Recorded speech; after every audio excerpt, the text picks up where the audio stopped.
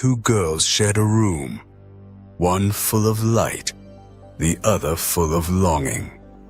Sophie watched Emma shine, until watching wasn't enough. Because some obsessions don't just follow you. They put on your lipstick, your smile, and walk out the door in your life. It's spring in 1999. I'm a freshman in general studies at a Midwestern university in Ohio, and I am the prettiest girl at university, loved by all. I twirl before the mirror, the fabric of my red dress swirling around my legs. It's perfect. The deep shade complements my pale skin, the sequins catching the dim bedroom light like tiny winking eyes. Tonight is going to be magical. Tonight, everyone will see me the way they're supposed to. I trace my fingers over my reflection, smiling, whispering, "It's our night, Emma." The dance is held at the university's basketball gymnasium, a relic from the 1960s, its walls adorned with peeling banners and faded championship plaques. A massive chandelier, borrowed from the theater department, hangs from the rafters, its crystals refracting sparkles that dance on the walls. The scent of punch, sweat, alcohol, and perfume cling to the air, thick and lovely. I enter the gym with quiet confidence, my head high, my heels clicking sharply against the polished wood floor.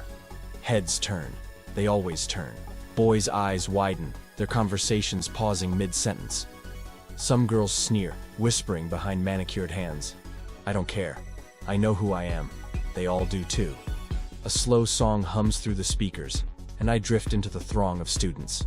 I feel myself gliding, elegant, graceful, my movements effortless.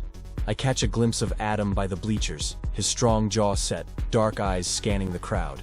He looks different in a suit, more mature. He belongs to me. I approach him, my demeanor confident, self-assured, drowning out the laughter and chatter around me. "Adam," I purr, reaching for his hand. He stiffens at my touch. "Dance with me," I say. His face pales. He stammers, something incoherent. I press a manicured finger to his lips. "Shh." I smile. "Let's dance." He hesitates but allows himself to be led onto the dance floor.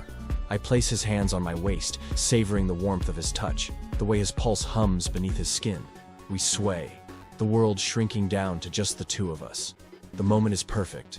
It's exactly how I imagined it. After the dance, I mingle with other students, my hands lingering on their arms a little longer than necessary. My voice soft, teasing, perfect. They welcome me, embrace me. I am Emma, the most beautiful girl on campus. Lila hands me a drink at some point, an anxious wrinkle to her lips. "You should have this," she says, pressing the glass into my hand. I accept it without hesitation, sipping the cool liquid as I revel in the warmth of the moment, the music, the attention. And then the world tilts. My breath hitches. "No," I gasp. My fingers go numb, the glass slipping from my grasp. I try to speak, but my lips won't move. The music fades and darkness rushes in. And now, I wake up, in a mental hospital with a name badge on my gown that says, Sophie. They tell me I'm sick and confused. They say I have schizophrenia, and that I had a psychotic break with reality. I am told again my name is Sophie, that I'm Emma's roommate at university, that what I did on the night of the dance was wrong, and I need to remember. I am Sophie, a 21-year-old woman from Kentucky, an only child with no father and barely a mother. According to the hospital psychiatrist, Emma's friends knew. The students at the party saw right through me from the start. The makeup, the dress, it hadn't fooled anyone. Lila, Emma's friend, had a bad feeling. She went back to check on Emma and found the vial of tranquilizer I had given her. Emma woke up. She was fine.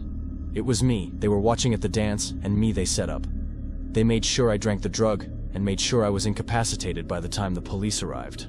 Now the hospital staff wants me to write everything down. They say it will help bring clarity and help me remember who I am. I should write down how I am special and a valued person. So I write. I, Sophie, was never the pretty one. That was Emma, my roommate, the golden girl, the one everyone loved. Perfect hair, perfect teeth, a perfect life. And me? I was just the dull shadow no one ever noticed. I remember that night, sitting on my bed, watching her from across the room get ready for the dance. She hummed as she put on her lipstick, slipping into that tight red dress, the one I always imagined myself in. She was going out, again, with her perfect friends, her perfect boyfriend, Adam, living the life that I should have. That's when I set my plan in motion to take over Emma's life. It seemed foolproof, and now, because of that night, everything has changed. I stare at the notebook in front of me, the words blurring together. I'm supposed to write that I'm sorry, but I'm not. I am the prettiest girl at university, loved by all. I am Emma. There is no Sophie. The doctors call her Sophie. She insists she's Emma. The dress fit. The lie almost did. But identity isn't something you steal. It's something that breaks when no one's looking. And somewhere behind those hospital walls, she's still smiling in someone else's skin.